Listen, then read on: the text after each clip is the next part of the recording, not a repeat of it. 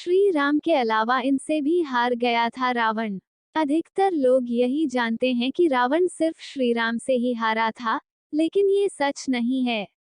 रावण श्री राम के अलावा शिवजी, राजा बलि, बाली और सहस्त्रबाहु से भी पराजित हो चुका था। बाली से रावण की हार।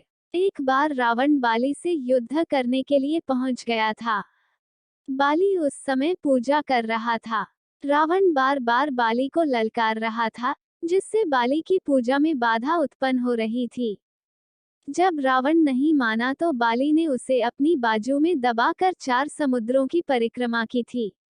बाली बहुत शक्तिशाली था और इतनी तेज गति से चलता था कि रोज सुबह सुबह ही 4 समुद्रों की परिक्रमा कर लेता था।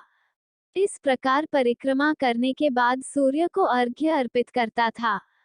जब तक बाली ने परिक्रमा की और सूर्य को अर्घ्य अर्पित किया तब तक रावण को अपने बाजू में दबाकर ही रखा था।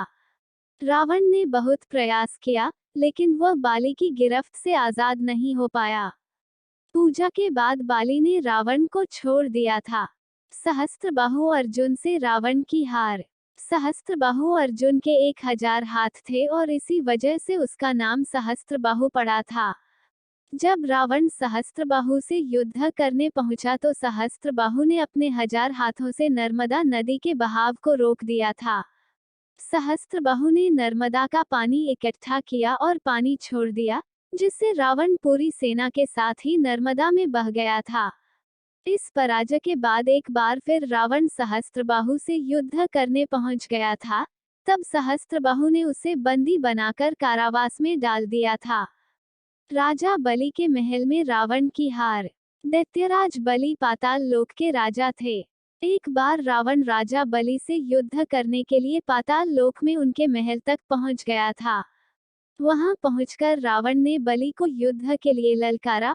उस समय बलि के महल में खेल रहे बच्चों ने ही रावण को पकड़कर घोड़ों के साथ अस्तबल में बांध दिया था। इस प्रकार राजा बलि के महल में रावण की हार हुई। शिवजी से रावण की हार।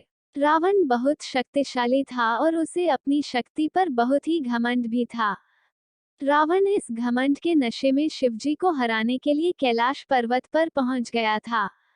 रावण ने शिवजी को युद्ध के लिए ललकारा, लेकिन महादेव तो ध्यान में लीन थे। रावण कैलाश पर्वत को उठाने लगा। तब शिवजी ने पैर के अंगूठे से ही कैलाश का भार बढ़ा दिया। इस भार को रावण उठा नहीं सका और उसका हाथ पर्वत के नीचे दब गया। बहुत प्रयत्न के बाद भी रावण अपना हाथ वहां से नहीं निकाल सका। तब रावण ने शिवजी को प्रसन्न करने के लिए उसी समय शिव तांडव स्रोत रच दिया। शिवजी इस स्रोत से बहुत प्रसन्न हो गए और उसने रावण को मुक्त कर दिया। मुक्त होने के पश्चात रावण ने शिवजी को अपना गुरु बना लिया।